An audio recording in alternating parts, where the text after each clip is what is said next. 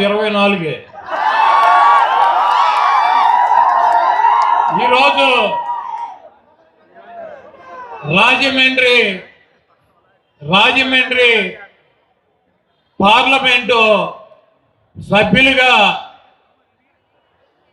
గూడూరు శ్రీనివాసరావు గారు, అదేవిధంగా రాజమండ్రి అర్బన్ శాసనసభ్యుడిగా మార్గాని భరత్ పోటీ చేస్తున్నారు.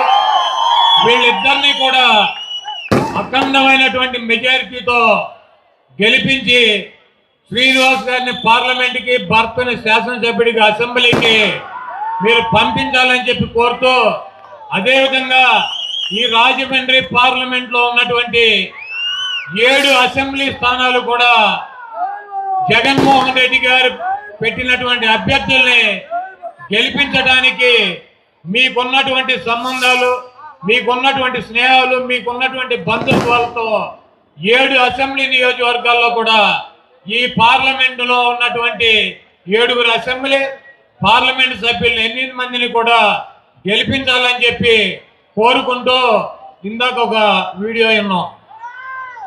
ఆదిరెడ్డి అప్పారావు వాలంటీర్కి వార్నింగ్ ఎంత ఉంటాడు. ఒక ఆడపిల్లకి ఫోన్ చేసి వార్నింగ్ అంటే ఆడపిల్లకి ఫోన్ చేసి బెదిరిస్తాం మగదనమా?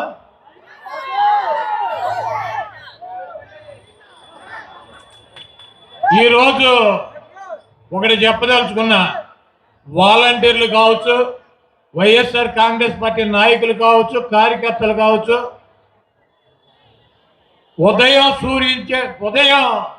ఉదయించేటువంటి సూర్యుడు తూర్పును ఉదయిస్తాడో లేదో నాకు తెలియదు, కానీ మే ఆఖరికి జగన్మోహన్ రెడ్డి గారిని ముఖ్యమంత్రిగా ప్రమాణ స్వీకారం చేయకుండా ఆపగలిగేటువంటి దమ్ము, సత్తా ఈ రాష్ట్రంలో ఏ ఒక్కడికి కూడా లేదు.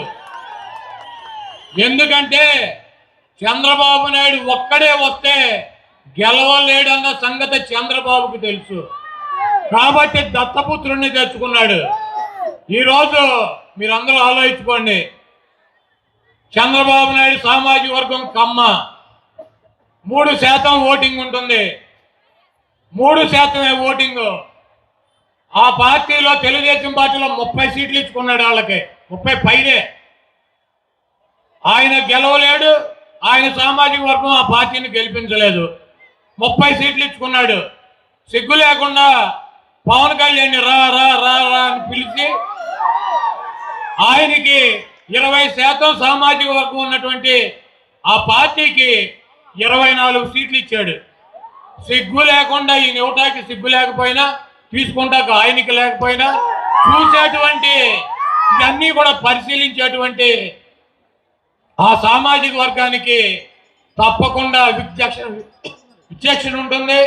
రేపు రాబోయే రోజుల్లో ఈ దుర్మార్గమైనటువంటి చంద్రబాబుని అదే సామాజిక వర్గం, అదే పవన్ కళ్యాణ్ గారి పార్టీ నాయకులు, కార్యకర్తలు, జన సైనికులే చంద్రబాబుని పాతాళంలో తొక్కి ఇంకా ఈ రాష్ట్రానికి పట్టినటువంటి దరిద్రం వదిలిస్తాకి వాళ్ళు సిద్ధంగా ఉన్నారు.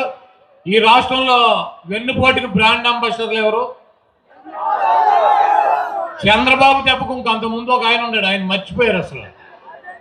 ఎవరో నాదెండ్ల భాస్కర్ రావు. ఎన్టీ రామారావు గారు 85లో హార్ట్ ఆపరేషన్ చేసుకుందని ఇక్కడ ఫ్లైట్ ఎక్కాడు. ఆయన అక్కడ దిగేటప్పటికి వెన్నుపోటు పొడిచాడు ఒక ఆయన. 95లో కరెక్ట్గా 10 సంవత్సరాలకి రామారావు లండన్ వెళ్ళాడు. ఆయన వచ్చేటప్పటికి ఇంకోటి పొడిచాడు.